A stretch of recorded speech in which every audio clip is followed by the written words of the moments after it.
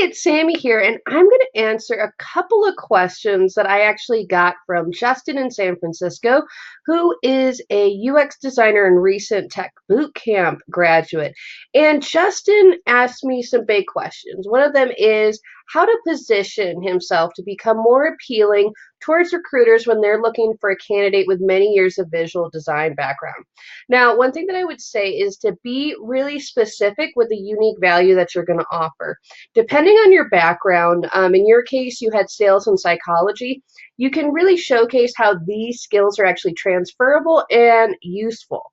Now, when it comes to visual design, the thing is that you do have to work really hard to show that you can keep up with the people who have been in the field for a really long time. And unfortunately, sometimes developing an aesthetic or a designer's eye can take a while. However, you might want to think about, with your background, how maybe you can check out roles that might seem more transitional or bridge roles wherein you're using a lot of similar skills. So you might want to think about UX research positions, UX strategy positions, positions that kind of get you on the other side of UX as opposed to being concerned with just the visuals. Then you're going to stand out a little bit better. Now, the next question that Justin had was, what are the key things that a portfolio must have? Now, your portfolio needs to show the skills that you actually want to use. Now, what happens with people is that they make portfolios that might have, a couple, like maybe a case study, maybe some elements on there, but they aren't really tailoring these projects or thinking strategically on what skills that they need to work on, what they need to showcase to actually get the jobs that they want. So if you're somebody who's looking to do some sort of UX design with gaming companies or entertainment or those sort of that sort of range, leisure activities, then your portfolio should have projects that are oriented towards the entertainment industry, whether it's a mock-up of a streaming app or a podcaster website that you do a case study on. Whatever it is, you want to make sure that your portfolio is actually reflecting the sort of jobs that you're going for, because when recruiters hiring people, design folks are looking at resumes and portfolios, the resume or the portfolio that looks most like what they want, that's the person they're going to call up into the interview. Your next question is, what's the best advice you can give for someone without any design experience to enter the design industry? One thing is, you got to get design experience and you got to be savvy about it. Now, some people kind of complain about being like, oh, you need experience to get experience. But the thing is that you can get experience anywhere. You can volunteer. You can do internships.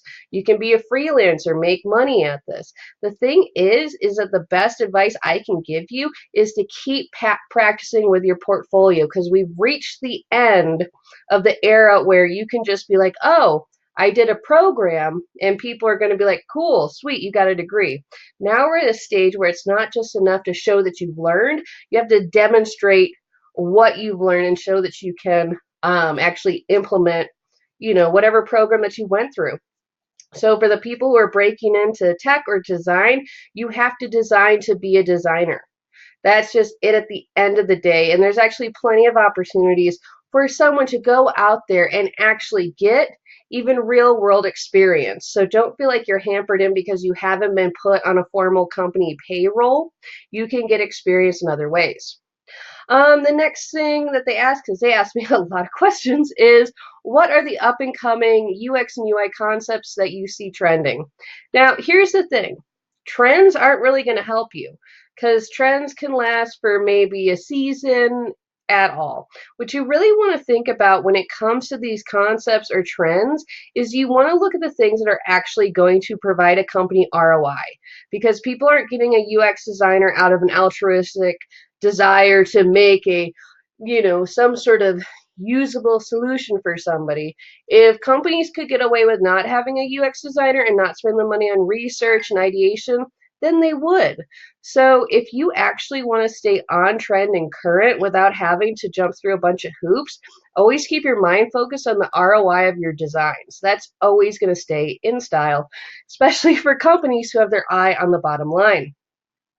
Now, Justin, I hope those were good answers for you. I actually found your questions pretty intriguing, so I'm going to share this. If you do have any other questions, remember I do have a weekly post that's called my Wednesday Pick My Brain post, so you can always ask questions there.